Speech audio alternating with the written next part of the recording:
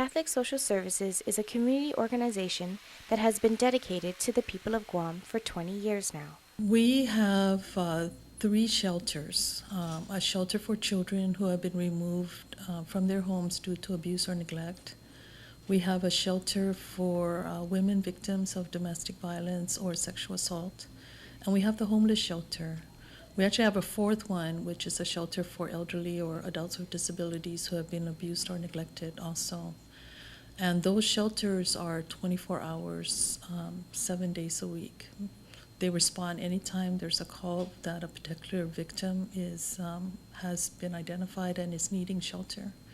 Diana Calvo has been with the Catholic Social Services for 2 years as its executive director and advocates the programs of the organization in past years. Usually during the holiday season, CSS programs are the beneficiaries of a lot of volunteer work from the community, from the schools, the churches, the different organizations. And we just involve our staff in assisting them as well as in coordinating for some of the activities, especially between our shelters and our group homes. Calvo shares a story that has impacted her life through her years of experience with the Catholic Social Services programs. For people who do not have a family, we become their surrogate. And, over the past several months, we've had individuals coming in and out of our shelter. But in one case, I think we accepted someone back in, even though he had had his issues. And he was really glad to be with us so much that, his last 2 days, he was a very happy person. And unfortunately, he passed away due to the medical conditions associated with his substance use. But we can say that at least in the last 2 days of his life, he was really happy.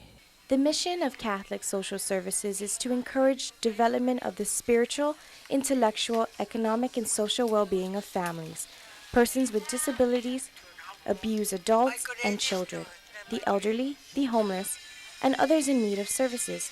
Catholic Social Services also respects the dignity of persons of all ages, and they are committed to collaborate with others to find the best way to serve our island community.